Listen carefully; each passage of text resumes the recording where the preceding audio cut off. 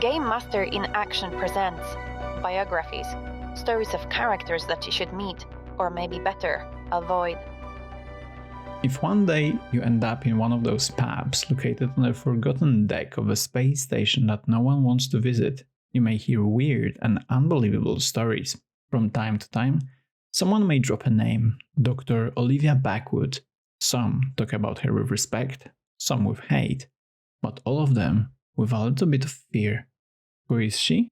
It's not easy to find any reliable information about her, but here's what I know.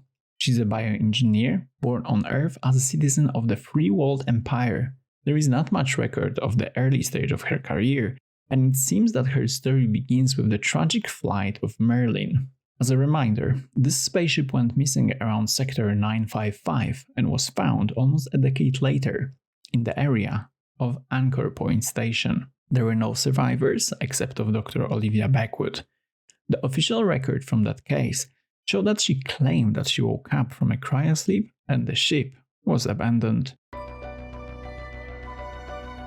A few weeks later, she met representatives from the Weyland-Yutani Corporation and was offered the position of head scientist on one of their stations. That's where the interesting part of her story begins. It's not clear on which station she was supposed to conduct her studies. Official records point to Condor Station, but there are almost no witnesses of her ever being there, and those who claim to have seen her are not very reliable. As I've mentioned before, some people say that they worked for her in the past and transported cargo with unknown content between a top-secret station, the name and the location was not revealed to me, and a colony on one of the Weyland-Yutani's moons. Stories differ in details, but they agree on one thing.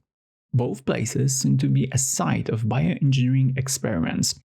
Some say that if you were not careful enough, you could end up as one of the objects. Now, some people may think that Dr. Backwood went through a lot in her life, considering the story of Merlin, but some theories suggest that the tragedy of Merlin was one of the first bigger studies conducted by her.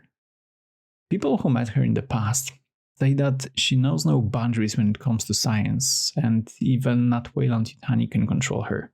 Or maybe they simply don't want to. So, next time your crew signs a contract, you better make sure that it's not for one of her projects. Thank you for your attention, and see you in the next episode of Biographies by Game Master in Action.